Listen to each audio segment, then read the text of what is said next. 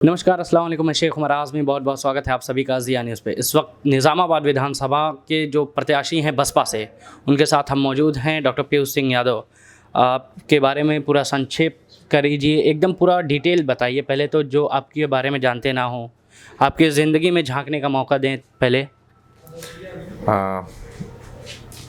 नमस्कार, मैं डॉक्टर पीयूष कुमार सिंह यादव। यहीं लाइफलाइन हॉस्पिटल है हमारा जी उसका मैं मैनेजिंग डायरेक्टर हूँ, और प्रताप डायग्नोस्टिक सेंटर है उसका मैनेजिंग डायरेक्टर हूँ। जी और पिछले 14 सालों से समाज सेवा कर रहा हूँ, साथ ही साथ पिछले 10 सालों से राजनीति में। अच्छा, ये बताएं, सबसे पहला सवाल यही होता है कि जब भी हम किसी को देखते हैं कि कहाँ से प्रत्याशी हैं, किस पार्टी से प्रत्याशी हैं, लेकिन जब आपको देखा जाता है तो बसपा से प्रत्याशी हैं, तो तुरंत एक बात नज़र आती है कि बसपा टिकट वितरण में कहीं ना कहीं अब गलत हो रहा है। बसपा में वो कांशी राम जी वाली पार्टी नहीं रही। अभी तो ये आरोप लगाया जाता है कि 2 करोड़ रुपए दे के टिकट लिया जा रहा है। तो शुरुआत ही बसपा की गलत हो रही है, ये आरोप है। कितना सही है, इस पे क्या कहेंगे आप? 10 साल भारतीय जनता पार्टी में काम किया। भारतीय जनता पार्टी में जनता के लिए लगा रहा, पार्टी का काम करता रहा, जनता के लिए काम करता रहा। और कोई भी पार्टी रही हो जी, कोई भी नेता रहा हो इस निजामाबाद क्षेत्र का, बहुत सारे ऐसे मुद्दे रहे हैं जनता के जो कभी नहीं देखे गए। जब खुटौली सब स्टेशन डूबा और 42 गांव अंधेरे में थे, 80,000 लोग अंधेरे में थे, तो कोई भी नेता उस अंधेरे को हटाने में कोई योगदान नहीं दिया। सभी जाकर के आर्थिक मदद करने की कोशिश की। जो करना था उस वक्त वो नहीं किया गया। मैं अकेला व्यक्ति था, अपने पर्सनल प्रयास से 18वें दिन पहुंचा। मैंने कहा 1 हफ्ते के अंदर आपको लाइट दूंगा, और 7 दिनों में 7वें दिन रात में शाम के समय में सभी 42 गांवों में बल्ब जल गए। अच्छा, साथ ही साथ जब मधुरामपुर जी, धान क्रय केंद्र बना हुआ था, 3 सालों से बना था, किसी को नहीं दिखा।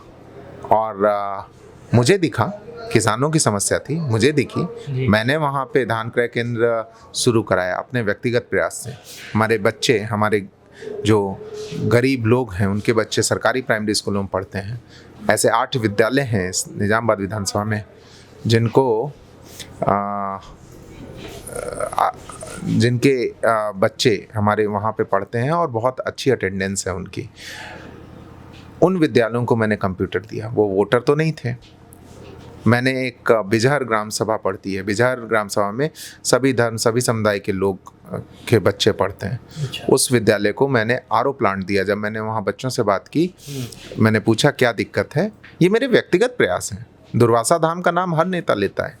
दुर्वासा धाम में शिवपिंड के चारों ओर रजत पत्र चढ़ाने का काम मैंने किया था जी। ये मेरा व्यक्तिगत प्रयास था।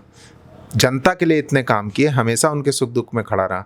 लेकिन जब पहली बार पार्टी को कुछ करना था, जब उसको मुझे इस स्तर पे पहुंचाना था कि मैं जनता के लिए और ज़्यादा मुखर हो सकूं, जनता के मुद्दों को सदन में उठा सकूं, तब भारतीय जनता पार्टी ने कार्यकर्ता को छोड़ दिया। जी। भारतीय जनता पार्टी में कार्यकर्ता का सम्मान नहीं है, और इस चीज़ का सम्मान बहन जी ने किया। बहन जी का सिद्धांत ही सर्वजन हिताय सर्वजन सुखाय के ऊपर है। जी। बहुजन समाज पार्टी का सिद्धांत सर्वजन हिताय सर्वजन सुखाय, सभी समाज के लोगों के लिए बहुजन समाज पार्टी काम करती है। विकास के मुद्दों को सबसे पहले अगर किसी ने किया है, आवास देने का काम शहरी आवास काशीराम योजना में बहन जी ने किया था। अगर आप देखें, रोजगार देने का काम सबसे पहले जो पढ़े लिखे नहीं थे, उनको रोजगार नहीं मिलता था, उनको सफाई कर्मी के रूप में 1.25 लाख पद बहन जी ने दिए। आज लोग बड़ी बड़ी पार्टियां बड़ी बड़ी बातें करती हैं, और वो विकास के मुद्दे, विकास तो बहन जी का प्रथम एजेंडा है, बहुजन समाज पार्टी का मूल है वो। तो आरोप तो लोग लगाते हैं, कौन दिया है 2 करोड़ रुपए? फिर ये बताएं, जो बसपा से और सगड़ी से जो विधायक रहे, वर्तमान विधायक बसपा को छोड़ के जा रहे हैं अन्य दलों में, क्या यही एक वजह है आजमगढ़ में बसपा की कमजोरी का? कुछ तो लोग कहेंगे, लोगों का काम है कहना। जी। ठीक है, टिकट नहीं मिल मैं किसी व्यक्ति के बारे में नहीं बोलूँगा, जी। ठीक है, मैं किसी भी व्यक्ति के बारे में नहीं बोलूँगा। आपने किसी का नाम लेके बोला, क्योंकि मेरी व्यक्ति से किसी भी व्यक्ति से मेरी लड़ाई नहीं है, विचारधारा को लेके लड़ाई है। किसी भी जाति में नेता पैदा करने का काम बहुजन समाज पार्टी करती है, और जब वो उनका काम होता है कि वो नेता बनने के बाद अपने समाज को आगे बढ़ाएं, तो वो सभी नेता अपने आर्थिक हितों के लिए बहुजन समाज पार्टी को छोड़ करके उन दलों में चले जाते हैं जो आर्थिक कमाई करने का मौका देती हैं। बहुजन समाज पार्टी सिर्फ समाज के लिए काम करने का मौका देती है।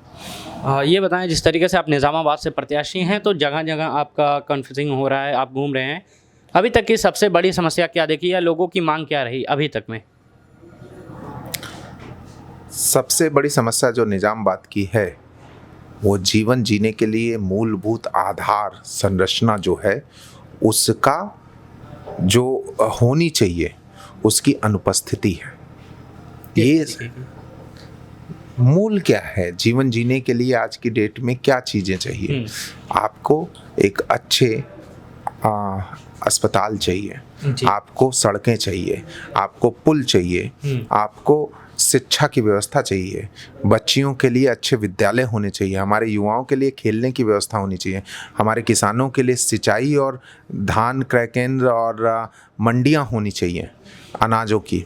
आपके जो यहाँ पे मंदिर हैं, गुरुद्वारे हैं, या बहुत सारे अलग अलग धर्मों के अलग अलग संस्थान हैं, उनका विकास होना चाहिए, जिससे कि बहुत बड़ी ये धार्मिक राजधानी है निजामाबाद।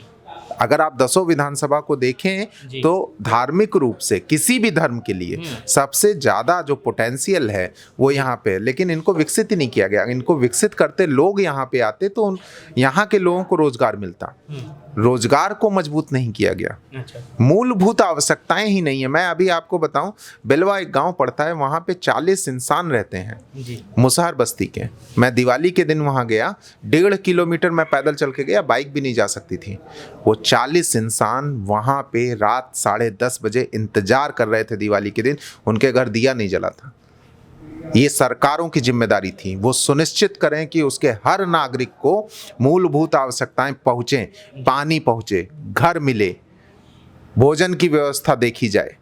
ये सरकार की जिम्मेदारी है और उसको किसी भी सरकार ने नहीं पूर्ण किया। अच्छा, फिर आप निज़ामाबाद विधानसभा में किससे आपकी लड़ाई, किससे आप मानते हैं? वर्तमान विधायक या कोई अन्य दल, किससे है आपकी लड़ाई? मेरी लड़ाई सिर्फ और सिर्फ विकास विरोधी मानसिकता से है। मेरी किसी व्यक्ति से लड़ाई नहीं हो सकती जी। मेरी लड़ाई विचारधारा से है। अच्छा। और यह लड़ाई हर आम नागरिक की है जो निजामाबाद का नागरिक है।